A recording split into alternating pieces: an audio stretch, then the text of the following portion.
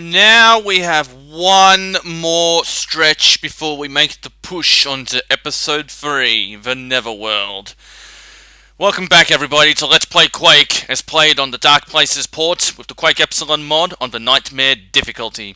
I'm the Wolf Arok.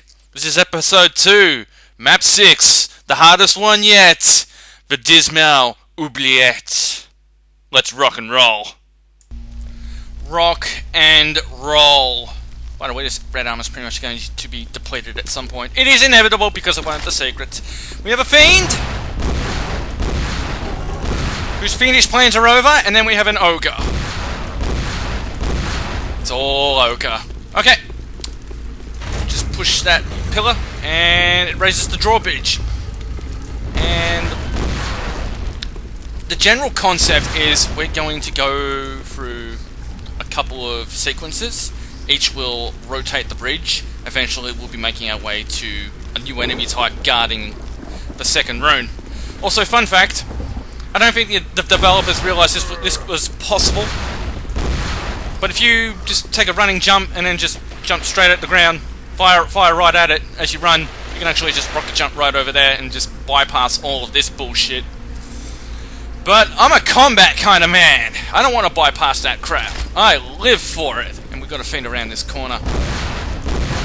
And we have to press a switch to gain access to stairs. But before we do that, we're going to take out all the enemies guarding those stairs and that door.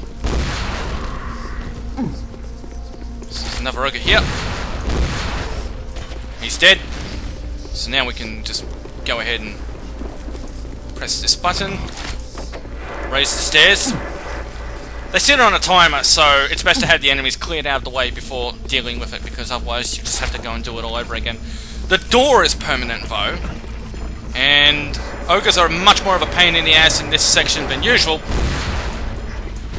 just because simply they you know, they're accurate ass, long ass ranged grenades. So we're going to deal with him first. Slowly. Gently. Kill him softly. And he's dead. So now we got the shambler here to deal with on the side.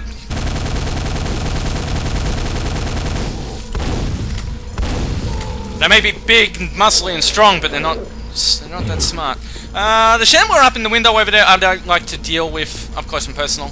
So it's a waste of rockets because they take half damage from the explosions because of their muscle structure, I would imagine. But no, actually I'm not going to do that. I'm going to just pelt him with the shotgun instead, because he's out of range and I can just sit there and snipe him. And shotguns are hit scans, so I'll just fire at him whenever he's in range. We're not going to run out of shells anyway.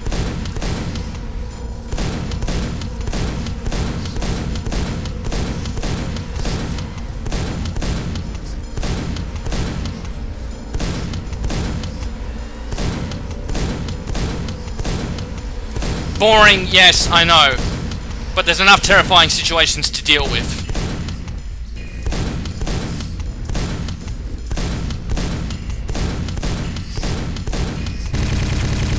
There we go, fucking hell. It's just a poor enemy placement of the shambler. Alright, let's just deal with the zombies. Yep, we're gonna go diving into that chunky infested water. That's totally hygienic. And then we've got fiends to deal with over that side. They're gonna give... Oh no, wrong side. But, yep, they like to give chase as soon as you enter their territory.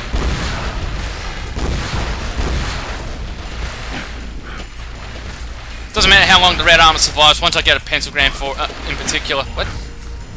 Did I get attacked? Oh. How about that? I missed the guy. And he led me to some rockets. That's okay. But yeah, when I get the pentagram and use that for a particular purpose, that red armor's just going to go right out the window. For the time being, before we go up there, I'm just going to put some ogres and a fiend out of the way.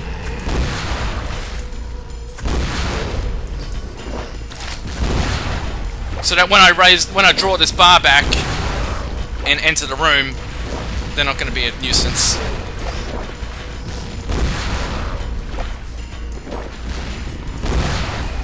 trying to fire upward as best you can. You don't want to aim right at them, you just want to hit above their heads so that you don't take a face full of explosions and shrapnel. Alright, let's deal with the Fiend because he's too dumb to climb over. There you go, there we go, he's dead. Up we go.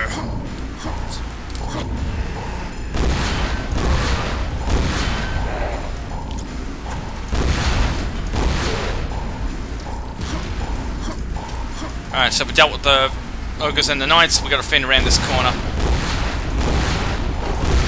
Ow, that kind of stung. It's alright, I've still got my health for now.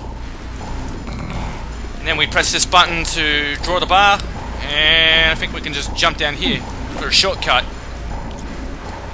And there we go, the bar has been drawn. So now we're just going to go swimming again, kill the zombies, and then we're just going to grab the quad damage to take out a handful of enemies on the way back to the center bridge. We have to press a button to draw, to rearrange it, and just debating if I want to get the quad damage before or let's get it before.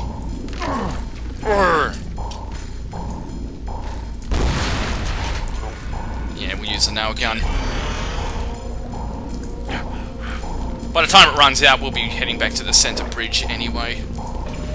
And it's not on too many enemies, but, you know, they're nasty, tightly placed enemies. They can ruin your shit if you don't have quad damage. Come on! There's one now, and the Fiend's coming up. Then we'll have another ogre and a zombie. Okay, down we go.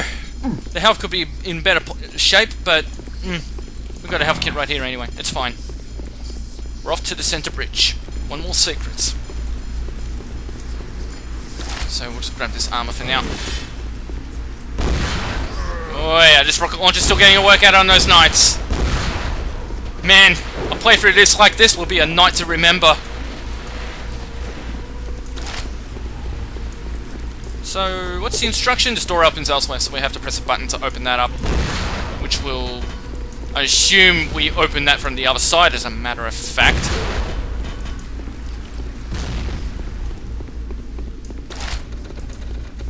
So, that activates that elevator. I believe that continues to move up and down. Looks like it does. That's certainly how the next elevator will work. It'll just constantly move up and down on its own with no player input. So you have to anticipate the elevator instead. So we have to push the button to access the second floor. Have your nail gun ready so you can spray an ogre in the face. And spray a fiend in the face. And then spray some ogres with rockets. Because everyone who's firing them loves rockets. And there's a secret here, that's in the iron wall. That holds a pentagram. And we're going to... Well, let's deal with you first. Yeah, we're going to need that to deal with a couple of rooms in order to gain access to the third floor. Let's wait for the elevator to come down. And go! Upsy daisy. I believe we go into this room first. Just clear out all the knights. Fuck your armor. Armor's no good for you anyway. And that button raises a bar back, which is over here. Down around this room, take out some fiends. Press that button and access to the third floor has been granted, and now the pentagram burns out. Yep, situations that are supposed to be so epic are just made pedestrian by a pentagram. I love it. I feel like such a cruel asshole. We've got plenty of nail gun ammo, so that's fine. And there'll be more nail boxes along the way too. Okay, well, that's another waiting game. That's fine. We want to save as much of the Thunderbolt ammo as possible for the final events.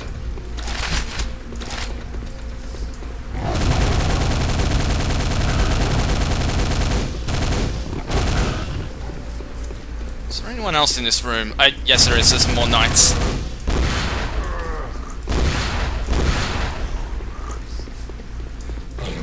One more knight.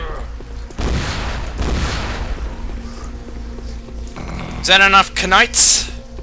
Yes, it is. And we've still got a fiend. Well, what can I say? My memory placement of all the enemies is pretty shallow in this map. That's okay. I'm just running on instinct anyway. I've done this before. Ah, there's the door that draws back that we couldn't access before, because if we were able to just get straight through that, we'd have the gold key. Okay, so now we need to take it to that gold door.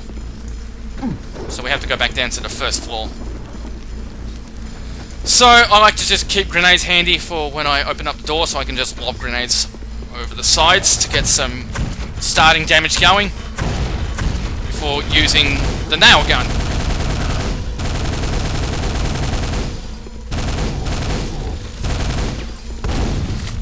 Or shotgun. I mean, shells are so plentiful in every single map. Grab all the goodies and the health that you need, because we're now heading back to the center bridge yet again. Hang on. I'm meant to go a different way, aren't I? Whoops!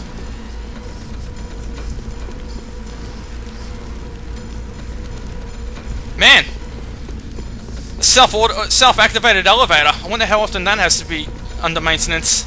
Okay, so up this elevator now. The last part is kind of scary for me, actually, because for some reason it's a Quake Epsilon thing where I'll just get randomly crushed. Here we go, rock and roll.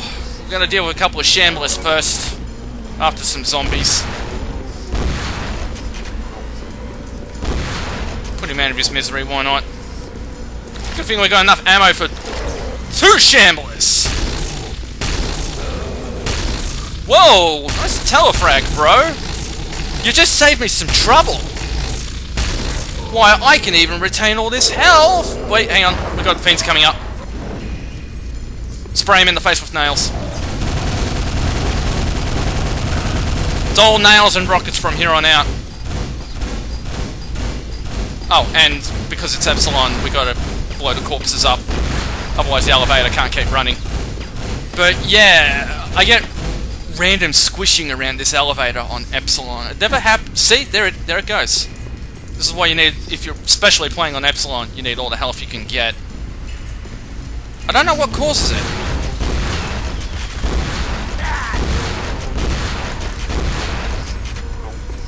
But we've gotten through the worst of it now. So even if we get squished a couple of times, it shouldn't be fatal. We got a couple of wars coming up. They're like spiderling creatures. Back in the days before the internet decided that a vor was pornographic, furry porn. Terrific, I love the internet. And the worst thing about these sons of bitches is that their projectiles can fucking home in on you. They've got some serious AI. See, like, because it turned the corner like that, you know, if I tried to flee from it and go around other corners, it would just follow me like crazy. But there you go, that's Vors. And a nice little Epsilon feature is that their souls get lifted up by some spirits to be carried off into the Nether Realm, I guess. Also, we have health and nails that we don't need. That's pretty dank. Here's the second rune! Into the portal we go! That's a very strange completed screen. And now it's time to read some story and move on to episode 3. And story will be on screen in 5, 4, 3, 2, 1. Okay, that's enough reading. Pause it if you want. I'll see you guys in episode 3. It's been a wild ride so far. Fun fact, I was able to do 2 episodes in 2 days. Epic. See you guys later.